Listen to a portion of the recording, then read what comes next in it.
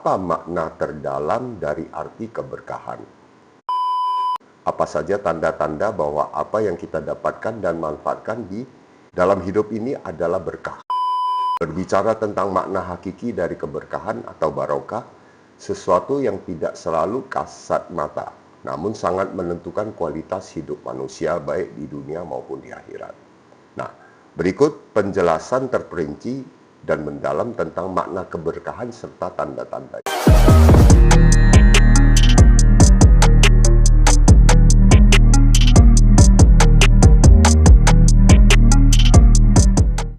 Bismillahirrahmanirrahim. Assalamualaikum warahmatullahi wabarakatuh.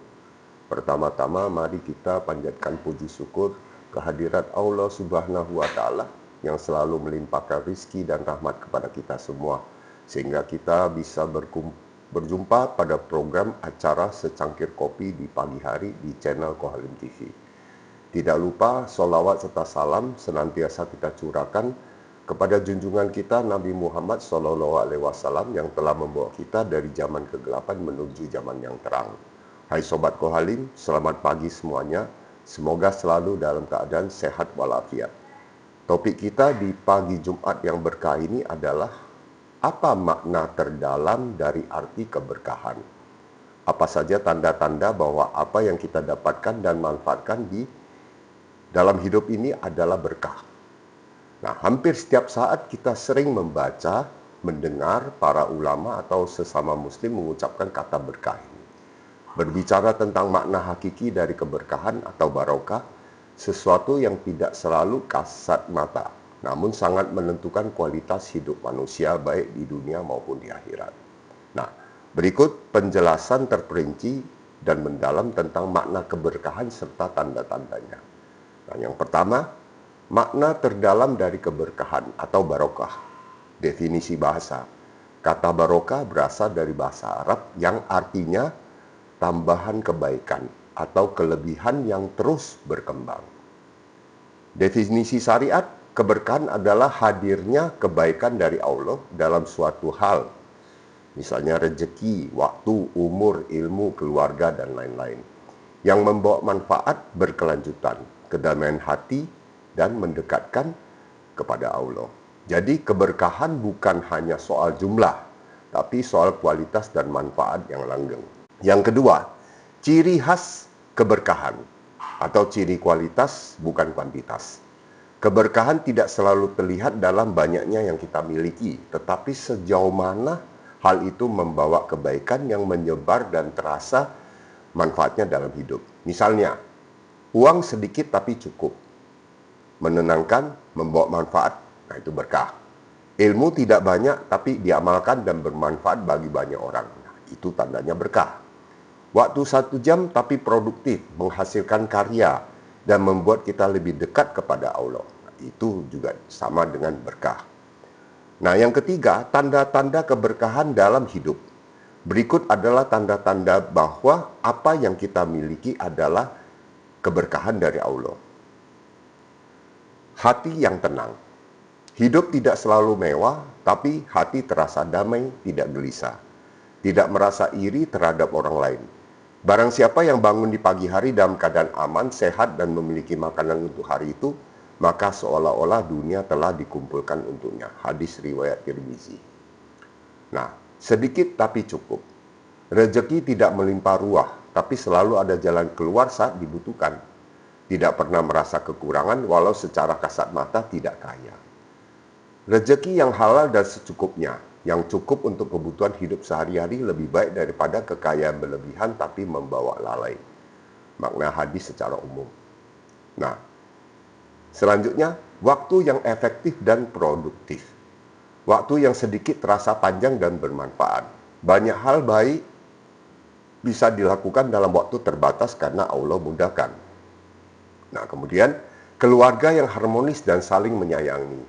Tidak harus sempurna, tapi ada rasa saling mendukung, memaafkan, menguatkan, dan saling percaya.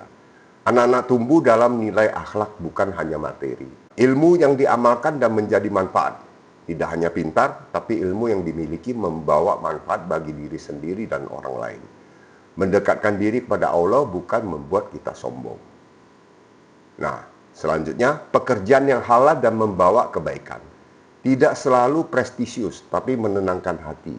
Dapat membantu orang lain, membuat hidup lebih berarti. Yang terakhir, hidup yang menginspirasi dan didoakan banyak orang. Orang tua yang ridho, anak yang mendoakan, tetangga yang merasa senang dengan kehadiran kita.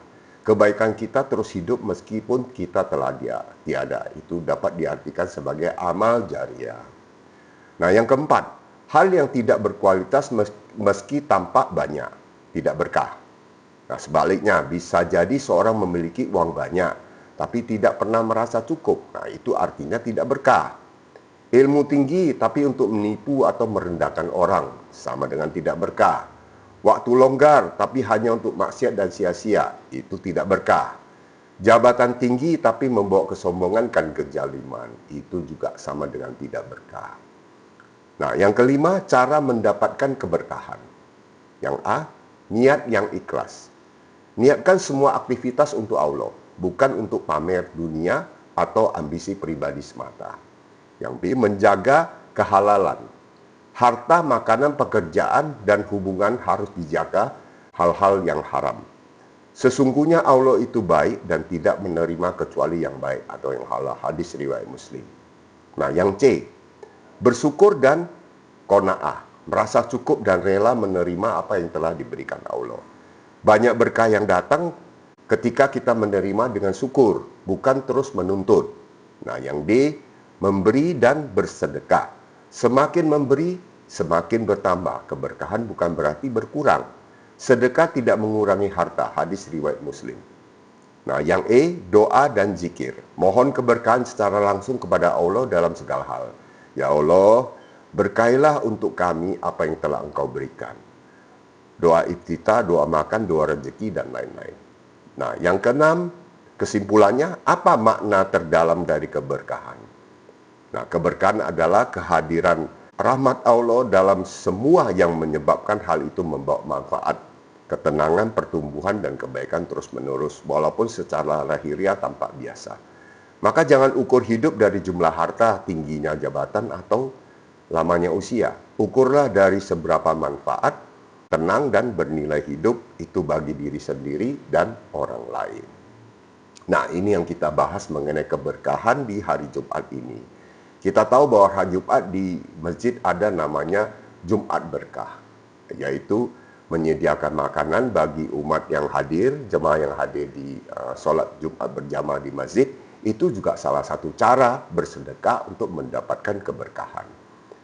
Nah, silakan bagi yang mampu untuk bisa melakukan itu.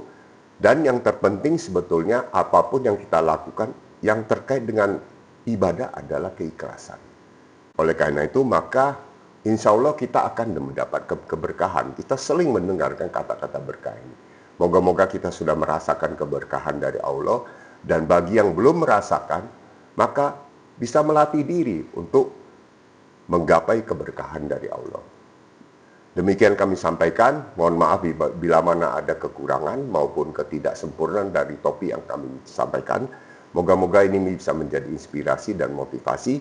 Silakan juga mendapatkan masukan dari sumber lain, kami persilakan. Dan juga kami mohon para pemirsa yang belum subscribe bisa subscribe, komen, like, and share. Dan juga kami ucapkan banyak terima kasih kepada para subscriber kaum muslimin dan para mualaf yang sudah dengan setia menyaksikan acara program Secangkir Kopi di pagi hari di channel Kolim TV. Semoga kita bisa bertemu lagi di waktu selanjutnya pada hari Senin, Rabu, dan Jumat jam 7 pagi. Semoga acara ini mendapat keberkahan dan juga para pemirsa, para subscriber juga akan selalu diliputi oleh keberkahan dari Allah Subhanahu wa Ta'ala. Terima kasih. Wassalamualaikum warahmatullahi wabarakatuh. Mari kita minum secangkir kopi di pagi hari. Bismillahirrahmanirrahim. Alhamdulillah.